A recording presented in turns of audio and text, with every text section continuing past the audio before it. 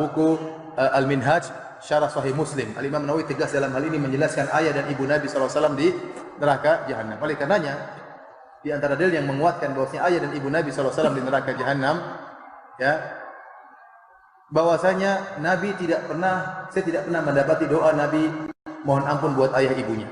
Antum pernah dapati doa Nabi SAW berdoa, Rabbi ghufirli wali walidayya? Pernah? Ada atau tidak? Padahal sebagai anak yang berbakti dia harus sering mendoakan kedua orang tuanya. Tapi saya tidak pernah menemukan Nabi berdoa, Rabbi ghufirli wali walidayya. Yang ada dalam Al-Quran, Allah merintahkan kita berbakti kepada orang tua. Allah berkata, wa qur rabbirhamhuma kama rabbayani shaghira. Tetapi doa Nabi sendiri, antum baca buku hadis-hadis, tidak akan antum mendapati Rasulullah SAW mengatakan, ya Allah ampunilah aku dan ampunilah kedua orang tuaku. Dan tidak ada seorang pun daripadamu melainkan mendatangi neraka itu. Hal itu bagi Tuhanmu adalah suatu kemestian yang sudah ditetapkan.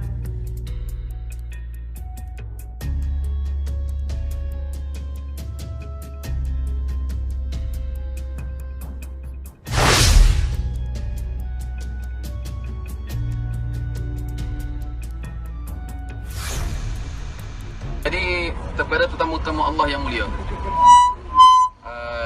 siapakah isteri yang paling solehah? Kejap Ustaz. Oh, nak rakam juga? Okey. Ya, nama bawa sahabat.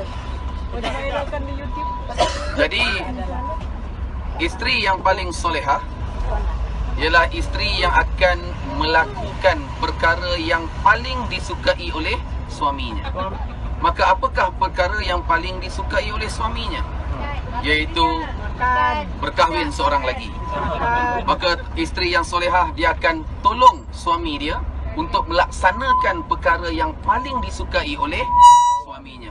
Tolong meminang bagi pihak suaminya, insya-Allah. Terima kasih tuan-tuan. Assalamualaikum warahmatullahi wabarakatuh. Menikah, menikah silakan menikah saja.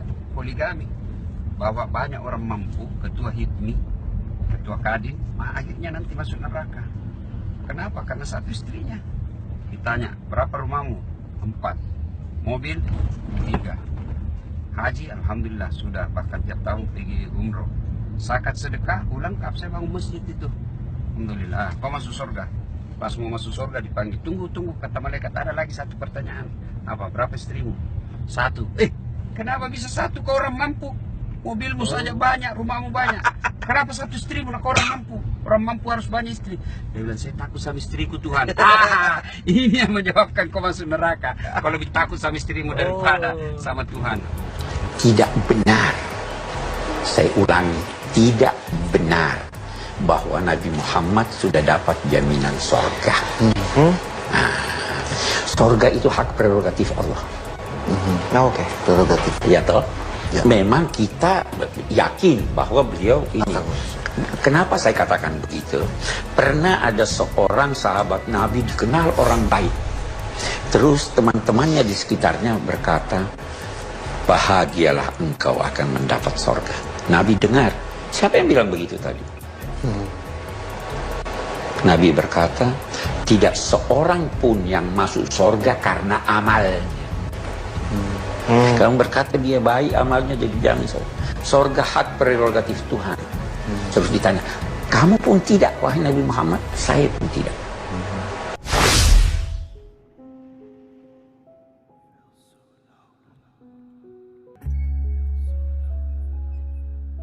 Orang masuk surga karena dia mengucapkan asyhadu alla ilaha illallah wa asyhadu anna muhammadar rasulullah. Tidak benar. Saya ulangi, tidak benar bahwa Nabi Muhammad sudah dapat jaminan surga. Kiai sebesar apapun, setaat apapun, jangan pastikan bahwa dia masuk surga.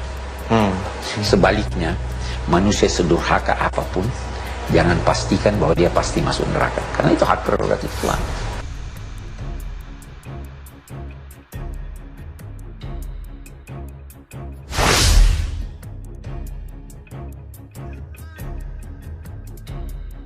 Kaum muslimin, tapi kata Rasulullah, Kesibukan para lelaki nanti di dalam surga adalah, Mang Lusan ceritakannya nih. Mau terus? Kesibukan para lelaki yang masuk surga di surga adalah memecah perawan istri-istrinya. Perawan terus. Habis malam pertama dapatkan perawan istri, selesai dia perawan lagi. Gitu. Serius Pak. Bagusnya ibu-ibu gak ikut dengar pengajian ini. Ini khusus bapak-bapak. Dan kenikmatan terbesar yang diberikan Allah Subhanahu wa taala di surga adalah pesta seks. Kenapa? Karena ini yang disuruh tahan di dunia oleh laki-laki. Baik, pasal 18. Masalah hubungan seksual di surga.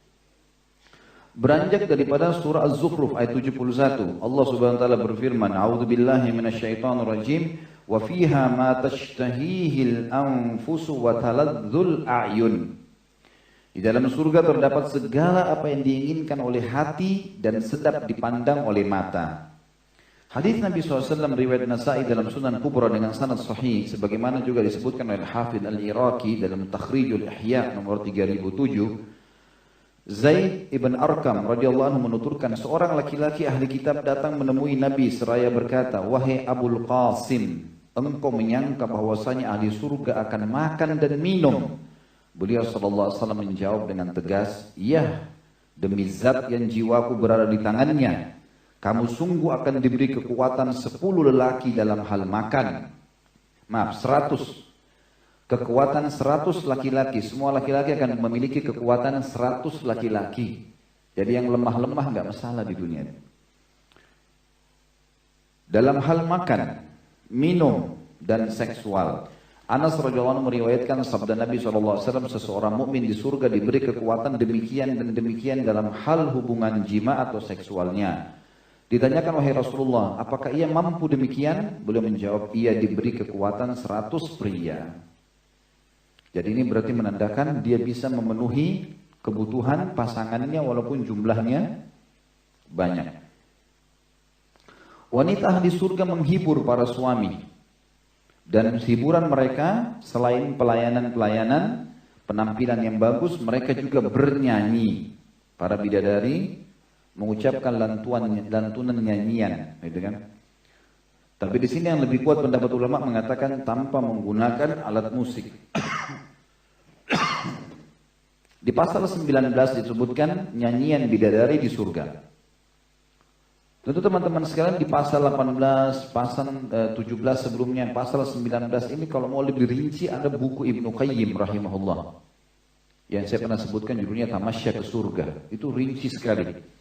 Sebagaimana Hafidz Al-Iraqi juga menyebutkan dalam Takhrijul Ihya nomor 3011, Ibnu Umar radhiyallahu anhu menceritakan sabda Rasulullah SAW, istri-istri di surga bernyanyi untuk suami mereka dengan suara yang paling merdu, yang belum pernah didengar seorang pun di antara nyanyian mereka. Kami wanita yang baik lagi jelita, istri orang-orang yang mulia, mereka memandang dengan senang.